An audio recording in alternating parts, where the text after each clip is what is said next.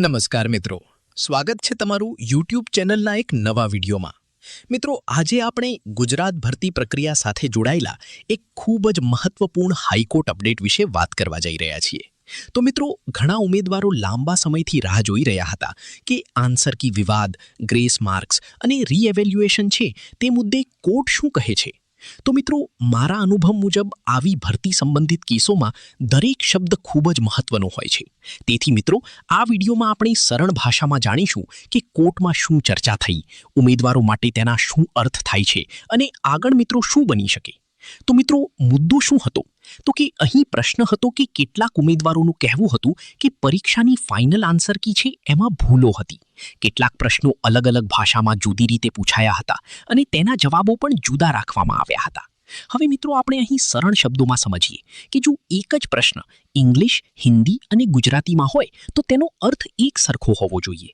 જો અર્થ બદલાય તો ઉમેદવારોને નુકસાન થઈ શકે। હવે મિત્રો, કોર્ટમાં શું ચર્ચા થઈ? તો કે કોર્ટ સમક્ષ એવું રજૂ થયું કે ગ્રેસ માર્ક આપ્યા પછી પણ કેટલાક ઉમેદવારો છે તે ક્વોલિફાઈ નથી થતા। કેટલાક પ્રશ્નોમાં ભાષાંતરનો તફાવત છે, કોઈ અને મિત્રો ફાઇનલ આન્સર કીમાં લેંગ્વેજ વાઇઝ ડિફરન્સ છે। રીએવેલ્યુએશન બાદ સ્થિતિ બદલાઈ શકે। હવે મિત્રો, કોર્ટનો અભિગમ એવો દેખાયો કે જો યોગ્ય ઉમેદવાર હોય તો તેને ન્યાય મળવો જોઈએ।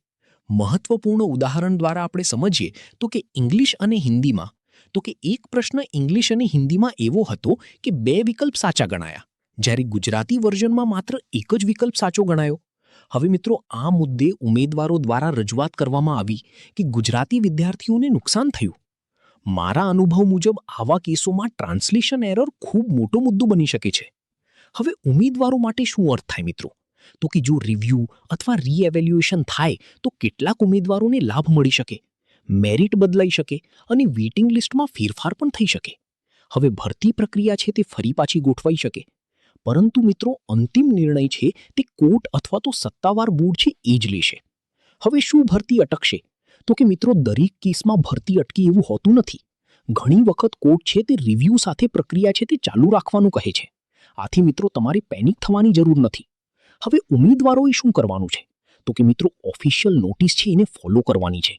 ફેક ન્યૂઝ છે એનાથી દૂર રહેવાનું છે। તમારે કોર્ટ ઓર્ડર આવે તો જ તમારે માનવાનું છે અને મેરિટ ઓબ્લિક ડોક્યુમેન્ટ છે એને રેડી રાખો અને પોઝિટિવ રહો એ તમારે રાખવાની છે। હવે મિત્રો, ફાઇનલ વાત કરીએ તો આ કેસમાં સૌથી મોટો મુદ્દો હતો ફેરનેસ। બધી ભાષાના ઉમેદવારોને સમાન તક મળવી જોઈએ। હવે મિત્રો, આપણે સરળ શબ્દોમાં સમજીએ છીએ કે કોર્ટ એ જ જોઈએ છે કે પરીક્ષા પારદર્શક હતી કે નહીં। અને હા મિત્રો, વિડીયોના અંતમાં જો તમે ગુજરાત રિક્રુટમેન્ટ